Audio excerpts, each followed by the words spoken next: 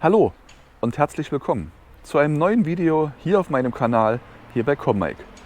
Die Baupläne habe ich schon vor einem Jahr gemacht. Das Betonfundament wurde vor 2 Monaten gesetzt und jetzt werde ich damit beginnen, hier meine neue Gartenküche zu mauern. Heute soll die erste Reihe an Stein gesetzt werden. Dabei nehme ich euch mit. Wenn ihr wissen wollt, wie ich dabei vorgehe und wie diese Gartenküche am Ende aussehen wird, dann bleibt dran, gleich geht's los.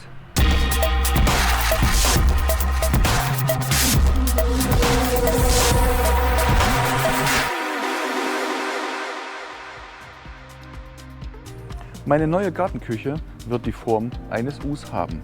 Die Rückwand wird 4,50 Meter lang sein, in der Tiefe wird das Ganze 4 Meter werden und die Bar auf der Vorderseite wird ungefähr 3 Meter lang werden. Das Video von der Planung verlinke ich euch oben rechts. Dann könnt ihr genau nachschauen, wie das Ganze einmal aussehen soll. Beim Baumaterial habe ich mich für Gasbeton entschieden.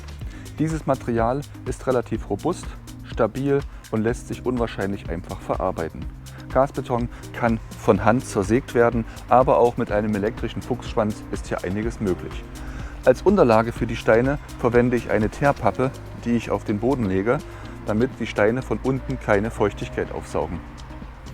Die Gasbetonsteine werden im Dünnbettverfahren verklebt. Nur die unterste Schicht wird satt in Mörtel gelegt. Damit ich genau weiß, welche Steine wohin kommen, werde ich zunächst die erste Reihe trocken verlegen. Das bedeutet, ich lege mir die Steine so aus, wie ich sie später brauche und schneide sie mir bereits zurecht. Danach kommt der Mörtel zum Einsatz und die erste Reihe wird eingebaut.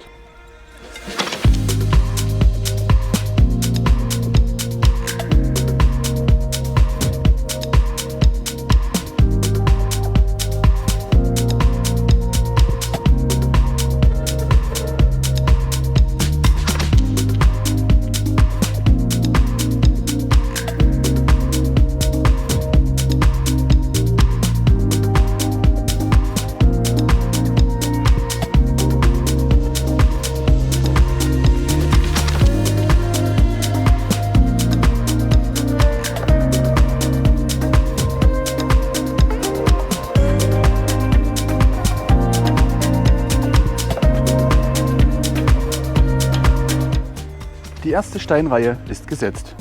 Ich habe die Steine zunächst trocken, das heißt ohne Mörtel unten drunter, auf die Trennpappe gelegt, um herauszufinden, ob der Schnitt passt oder ob ich die Steine an irgendeiner Stelle kürzen bzw. zersägen muss. Es hat sich gezeigt, dass das Fundament nicht ganz einen rechten Winkel aufweist. Ich habe mir hier eine Spannschnur entlang dieser Mauer gezogen. Ihr seht, hier ist eine große Lücke drin, weil der Boden uneben ist. Das Ganze muss dann später der Mörtel bringen. Auch das Innenleben der Küche habe ich mir bereits angezeichnet. Hier an dieser Linie wird die Arbeitsplatte enden. Die Tiefe wird dann 80 cm betragen. Die Steine selber sind 60, das heißt, ich kann jeweils 1/3 der Steine noch anstückeln und so möglichst wenig Verschnitt fabrizieren.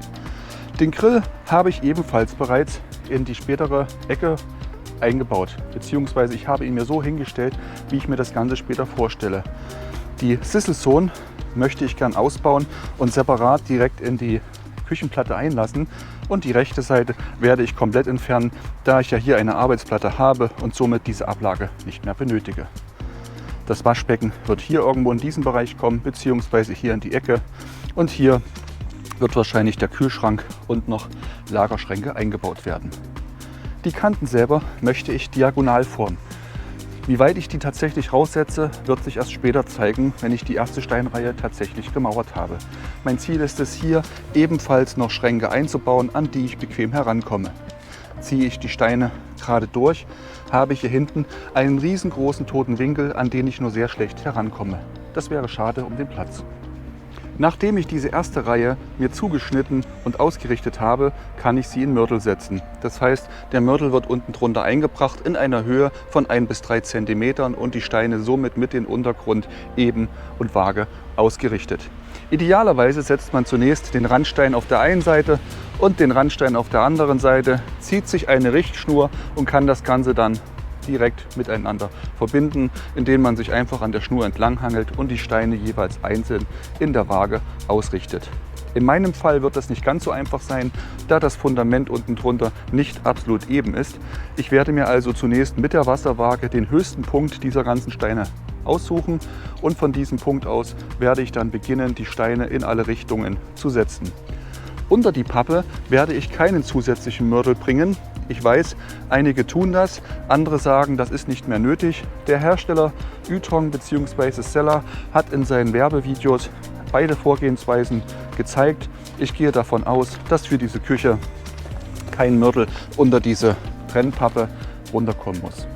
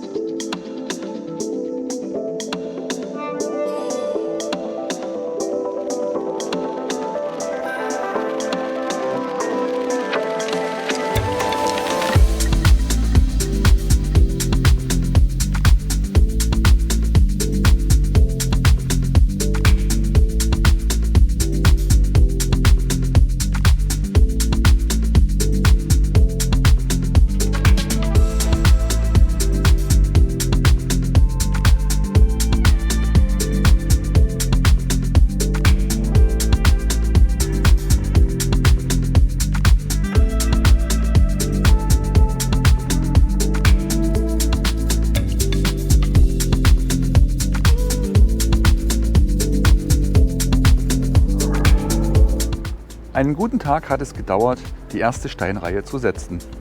Ihr seht, der Mörtel hat bereits angezogen. Gestern habe ich das Ganze hier gemacht. Das Fundament hat zur Mitte hin eine Delle, deswegen sind dort die Fugen etwas größer. Ich habe mir in die Lücken hier bereits meine Einbauteile, die ich später bauen möchte, schon mal eingemessen, entsprechend die Markierung getroffen. Hier in diesem Bereich werde ich den Grill einbauen, der hat seinen Probestand ebenfalls schon absolviert. Ich werde nun mit dem Bau der Mauer weitermachen, allerdings hier im Dünnbett-Mörtelverfahren, das heißt die nächsten Steine, die werden nur noch geklebt. Und wenn ihr wissen wollt, wie ich das mache, dann abonniert meinen Kanal und aktiviert die Bimmel, denn dann seht ihr alle neuen Videos automatisch in der Erinnerung. Ich freue mich, wenn ihr mir ein paar Kommentare unten da lasst und natürlich auch über ein Like. Ansonsten bis zum nächsten Mal.